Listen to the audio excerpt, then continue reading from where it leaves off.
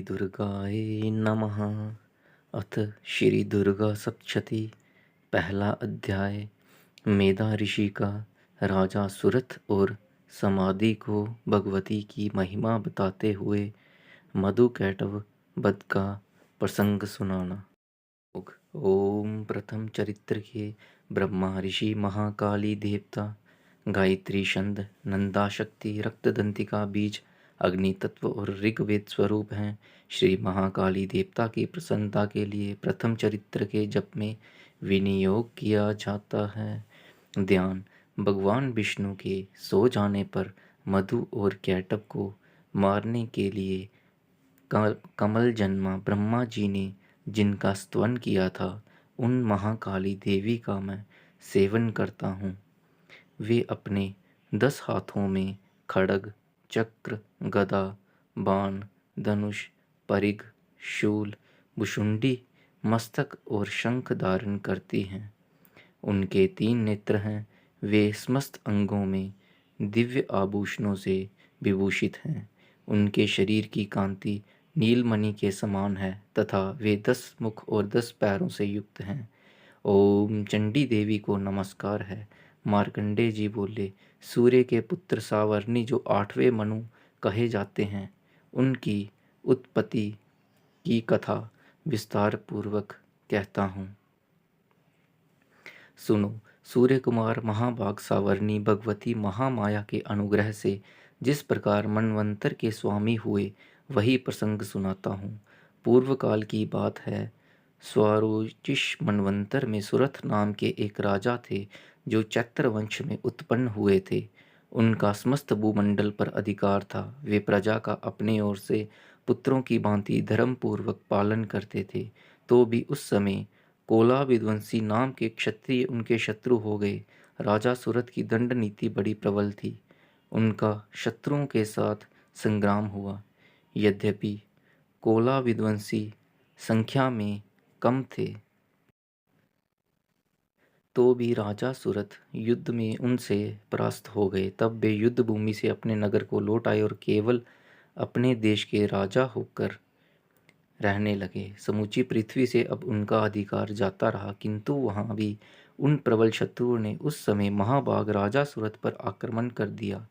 राजा का बल क्षीण हो चला था, इसलिए उनके दुष्ट, बलवान एवं दुरात्मा मंत्रियों ने वहाँ उनकी राजधानी में भी राजकीय सेना और खजाने को हथिया लिया। सुरथ का प्रभुत्व नष्ट हो चुका था, इसलिए वे शिकार खेलने के बहाने घोड़े पर सवार हो वहाँ से अकेले ही एक घने जंगल में चले गए। वहाँ उन्होंने विप्रवर मेधा मुनि का आश्रम देखा, जहाँ कितने ही हिंसक जीव अपनी स्वाभाविक हिंसावृत्ति छोड़कर परम शांत भाव से रहते थे। मुनि के बहुत से शिष्य उस वन की शोभा बढ़ा रहे थे। वहाँ जाने पर मुनि ने उनका सत्कार किया और वे उन मुनि श्रेष्ठ के आश्रम पर इधर उधर विचरते हुए कुछ काल तक रहे। फिर ममता से आकृष्टचित होकर वहाँ इस प्रकार चिंता करने लगे, पूर्व काल में मेरे पूर्वजों ने जिसका पालन किया था, वही नगर आज मुझसे रहित है। पता नहीं मेरे दुराचारी भृत्यगण उसकी धर्मपूर्वक रक्षा करते हैं या नहीं। जो सदा मद की वर्षा करने वाला और शूरवीर था, वह मेरा प्रधान हाथी अब शत्रुओं के अधीन होकर ना जाने किन भोगों को भोगता होगा। जो लोग मेरी कृपा, धन और भोजन पाने से सदा मेरे पीछे पीछे चलते थे, वे निश्चय ही अब दूसरे राजाओं का अनुसरण करते होंगे। उन अपव्ययी लोगों के द्वारा सदा खर्च होते रहने के कारण अत्यंत कष्ट से जमा किया हुआ मेरा वह खजाना खाली हो जाएगा। ये तथा और भी कई बातें राजा सुरथ निरंतर सोचते रहते थे। एक दिन उन्होंने वहाँ विप्रवर मेधा के आश्रम के निकट एक वैश्य को देखा और उससे पूछा, भाई तुम कौन हो? यहाँ तुम्हारे आने का क्या कारण है? तुम क्यों शोकग्रस्त और अनमने से दिखाई देते हो? राजा सूरत का यह प्रेम पूर्वक कहा हुआ वचन सुनकर वैश्य ने विनीत भाव से उन्हें प्रणाम करके कहा। वैश्य बोला, राजन, मैं धनियों के कुल में उत्पन्न एक वैश्य हूँ। मेरा नाम समाधि है। मेरे दुष्ट स्त्री पुत्रों ने धन के लोभ से मुझे घर से बाहर निकाल दिया और मैं इस समय धन, स्त्री और पुत्रों से वंचित हूँ। मेरे विश्वसनीय बंधुओं ने मेरा ही धन लेकर मुझे दूर कर दिया है, इसलिए दुखी होकर मैं वन में चला आया हूँ। यहाँ रहकर मैं इस बात को नहीं जानता कि मेरे पुत्रों की, स्त्री की और स्वजनों की कुशल है या नहीं। इस समय घर में वे कुशल से रहते हैं अथवा उन्हें कोई कष्ट है। वे मेरे पुत्र कैसे हैं? क्या वे सदाचारी हैं अथवा दुराचारी हो गए हैं? राजा ने पूछा, जिन लोभी स्त्री पुत्र आदि ने धन के कारण तुम्हें घर से निकाल दिया, उनके प्रति तुम्हारे चित्त में इतना स्नेह का बंधन क्यों है? वैश्य बोला, आप मेरे विषय में जैसे बात करते हैं वह सब ठीक है, किंतु क्या करूं? मेरा मन निष्ठुरता नहीं धारण करता। जिन्होंने धन के लोभ में पड़कर पिता के प्रति स्नेह, पति के प्रति प्रेम तथा आत्मीय जनक के प्रति अनुराग को तिलांजलि दे मुझे घर से निकाल दिया है, उन्हीं के प्रति मेरे हृदय में इतना स्नेह है। महामते, गुणहीन बंधुओं के प्रति भी जो मेरा चित्त इस प्रकार प्रेम मग्न हो रहा है, ये क्या है? इस बात को मैं जानकर भी नहीं जान पाता। उनके लिए मैं लंबी सांसें ले रहा हूँ और मेरा हृदय अत्यंत दुखित हो रहा है। उन लोगों में प्रेम का सर्वथा अभाव है, तो भी उनके प्रति जो मेरा मन निष्ठुर नहीं हो पाता, इसके लिए क्या करूँ? मार्कंडे जी कहते हैं, ब्राह्मण, तदंतर राजाओं में श्रेष्ठ सुरथ और वह समाधि नामक वैश्य दोनों साथ साथ मेधा मुनि की सेवा में उपस्थित हुए और उनके साथ यथा योग्य न्यायानुकूल विनयपूर्वक बर्ताव करके बैठे। तत्पश्चात वैश्य और राजा ने कुछ वार्तालाप आरंभ किया। राजा ने कहा, भगवान, मैं आपसे एक बात पूछना चाहता हूँ, उसे बताइए। मेरा चित्त अपने अधीन ना होने के कारण वह बात मेरे मन को बहुत दुख देती है। जो राज्य मेरे हाथ से चला गया है, उसमें और उसके संपूर्ण अंगों में मेरी ममता बनी हुई है। मुनिश्रेष्ठ, यह जानते हुए भी कि वह अब मेरा नहीं है, अज्ञानी की भांति मुझे उसके लिए दुख होता है। ये क्या है? इधर यह वैश्य भी घर से अपमानित होकर आया है। इसके पुत्र, स्त्री और भृत्यों ने इसे छोड़ दिया है। स्वजनों ने भी इसका परित्याग कर दिया है, तो भी यह उनके प्रति अत्यंत हार्दिक स्नेह रखता है। इस प्रकार यह तथा मैं दोनों ही बहुत दुखी हैं। जिसमें प्रत्यक्ष दोष देखा गया है, उस विषय के लिए भी हमारे मन में ममता जनित आकर्षण पैदा हो रहा है। महाभाग, हम दोनों समझदार हैं, तो भी हमें जो मोह पैदा हुआ है, ये क्या है? विवेक शून्य पुरुष की भांति मुझमें और इसमें भी यह मूर्ता प्रत्यक्ष दिखाई देती है। ऋषि बोले, महाभाग, विश्व मार्ग का ज्ञान सब जीवों को है। इसी प्रकार विश्व भी सबके लिए अलग अलग हैं। कुछ प्राणी दिन में नहीं देखते और दूसरे रात में ही नहीं देखते, तथा कुछ जीव ऐसे हैं जो दिन और रात्रि में भी बराबर ही देखते हैं। ये ठीक है कि मनुष्य समझदार होते हैं, किंतु केवल वे ही ऐसे नहीं होते। पशु, पक्षी और मृग आदि सभी प्राणी समझदार होते हैं। मनुष्यों की समझ भी वैसी ही होती है जैसे उन मृग और पक्षियों की होती है, तथा जैसी मनुष्यों की होती है वैसी ही उन मृग, पक्षी आदि की भी होती है। यह तथा अन्य बातें भी प्रायः दोनों में समान ही हैं। समझ होने पर भी इन पक्षियों को तो देखो, ये स्वयं भूख से पीड़ित होते हुए भी मोहवश बच्चों की चोंच में कितने चाव से अन्न के दाने डाल रहे हैं। नरश्रेष्ठ, क्या तुम नहीं देखते कि ये मनुष्य समझदार होते हुए भी लोभवश अपने किए हुए उपकार का बदला पाने के लिए पुत्रों की अभिलाषा करते हैं? यद्यपि उन सब में समझ की कमी नहीं है, तथापि वे संसार की स्थिति, जन्म मरण मरण की परंपरा बनाए रखने वाली भगवती महामाया के प्रभाव द्वारा ममतामय भंवर से युक्त मोह के गहरे गर्त में गिराए गए हैं। इसलिए इसमें आश्चर्य नहीं करना चाहिए। जगदीश्वर भगवान विष्णु की योग निद्रा रूपा जो भगवती महामाया है, उन्हीं से यह जगत मोहित हो रहा है। वे भगवती महामाया देवी ज्ञानियों के भी चित्त को बलपूर्वक खींचकर मोह में डाल देती है।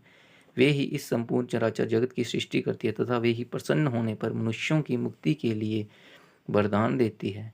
वे ही पराविद्या, संसार बंधन और मोक्ष की हेतुभूता संतानी सनातनी देवी तथा संपूर्ण ईश्वरों को भी अधीश्वरी है। राजा ने पूछा, भगवान, जिन्हें आप महामाया कहते हैं, वे देवी कौन हैं? ब्राह्मण, उनका आविर्भाव कैसे हुआ तथा उनके चरित्र कौन कौन हैं? ब्रह्मवेताओं में श्रेष्ठ महर्षि उन देवी का जैसा प्रभाव हो, जैसा स्वरूप हो और जिस प्रकार प्रादुर्भाव हुआ हो, वह सब मैं आपके मुख से सुनना चाहता हूँ। ऋषि बोले, राजन, वास्तव में तो वे देवी नित्य स्वरूपा ही है। संपूर्ण जगत उन्हीं का रूप है तथा उन्होंने समस्त विश्व को व्याप्त कर रखा है, तथापि उनका प्राकट्य अनेक प्रकार से होता है।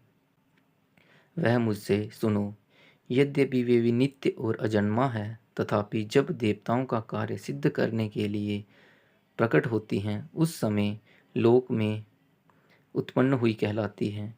कल्प के अंत में जब संपूर्ण जगत एकान्न वन में निमग्न हो रहा था और सब प्रभु भगवान विष्णु शेषनाग की शैया बिछाकर योग निद्रा का आश्रय ले सो रहे थे, उस समय उनके कानों के मैल से दो भयंकर असुर उत्पन्न हुए, जो मधु और कैटब के नाम से विख्यात थे।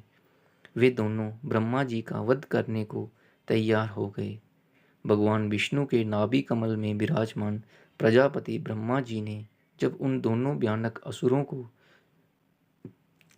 अपने पास आया और भगवान को सोया हुआ देखा, तब एकाग्र चित्त होकर उन्होंने भगवान विष्णु को जगाने के लिए उनके नेत्रों में निवास करने वाली योग निद्रा का स्तवन आरंभ किया, जो इस विश्व को की अधीश्वरी, जगत को धारण करने वाली, संसार का पालन और संहार करने वाली तथा तेज स्वरूप भगवान विष्णु की अनुपम शक्ति है। उन्हीं भगवती निद्रा देवी की भगवान ब्रह्मा स्तुति करने लगे। ब्रह्मा जी ने कहा, देवी, तुम्ही स्वाहा, तुम्ही स्वधा और तुम्ही वषटकार हो। स्वर भी तुम्हारे ही स्वरूप हैं। तुम्ही जीवनदायिनी सुधा हो।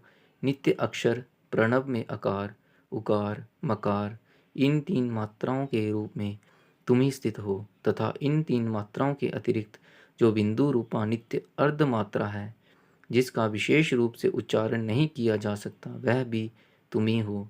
देवी, तुम्ही संध्या, सावित्री तथा परम जननी हो।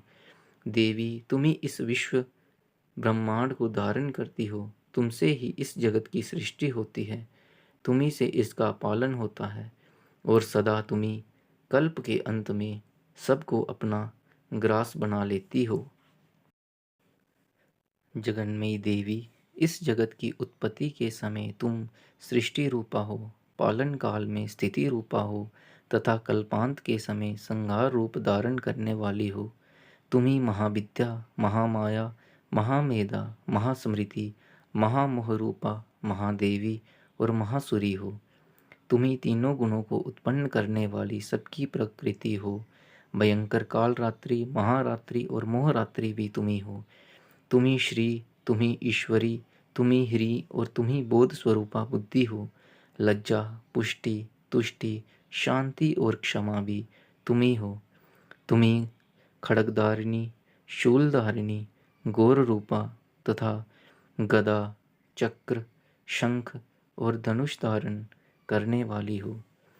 बाण, भुशुंडी और परिघ, ये भी तुम्हारे अस्त्र हैं। तुम सौम्य और सौम्यतर हो। इतना ही नहीं, जितने भी सौम्य एवं सुंदर पदार्थ हैं, उन सब की अपेक्षा तुम अत्यधिक सुंदर हो और पर और अपर सबसे परे रहने वाली परमेश्वरी तुम्ही हो। सर्वस्वरूप से देवी, कहीं भी सत्य असत्य रूप जो कुछ वस्तुएं हैं और उन सब की जो शक्ति है, वह तुम्ही हो। ऐसी अवस्था में तुम्हारी स्तुति क्या हो सकती है? जो इस जगत की सृष्टि, पालन और संहार करते हैं, उन भगवान को भी जब तुमने निद्रा के अधीन कर दिया है, तब तुम्हारी स्तुति करने में यहाँ कौन सामर्थ्य हो सकता है? मुझको, भगवान शंकर को तथा भगवान विष्णु को भी तुमने ही शरीर धारण कराया है, अतः तुम्हारी स्तुति करने की शक्ति किसमें है? देवी, तुम तो अपने इन उदार प्रभावों से ही प्रशंसित हो। ये जो दोनों दुर्दर्श असुर मधु और कैटव हैं, इनको मुंह में डाल दो और जगदीश्वर भगवान विष्णु को शीघ्र ही जगा दो। साथ ही इनके भीतर इन दोनों महान असुरों को मार डालने की बुद्धि उत्पन्न कर दो। ऋषि कहते हैं, राजन, जब ब्रह्मा जी ने वहाँ मधु और कैटव को मारने के उद्देश्य से भगवान विष्णु को जगाने के लिए तमोगुण की अधिष्ठात्री देवी योग निद्रा की इस प्रकार स्तुति की, तब वे भगवान के नेत्र, मुख, नासिका, बाहु, हृदय और वक्षस्थल से निकलकर अव्यक्त जन्मा ब्रह्मा जी की दृष्टि के समक्ष खड़ी हो गईं। योग निद्रा से मुक्त होने पर जगत के स्वामी भगवान जनार्दन उस एकार्णव के जल में शेषनाग की शैया से जाग उठे। फिर उन्होंने उन दोनों असुरों को देखा। वे दुरात्मा मधु और कैटव अत्यंत बलवान तथा पराक्रमी थे और क्रोध से लाल आंखें किए ब्रह्मा जी को खा जाने के लिए उद्योग कर रहे थे। तब भगवान श्री हरि ने उठकर उन दोनों के साथ 5000 वर्षों तक केवल बाहु युद्ध किया। वे दोनों भी अत्यंत बल के कारण उन्मत्त हो रहे थे। इधर महामाया ने भी उन्हें मोह में डाल रखा था, इसलिए वे भगवान विष्णु से कहने लगे, हम तुम्हारी वीरता से संतुष्ट है, तुम हम लोग से कोई वर मांगो। भगवान बोले, यदि तुम मुझ पर प्रसन्न हो, अब मेरे हाथ से मर जाओ। बस इतना सा ही मैंने वर मांगा है, यहाँ दूसरे किसी वर से क्या लेना है।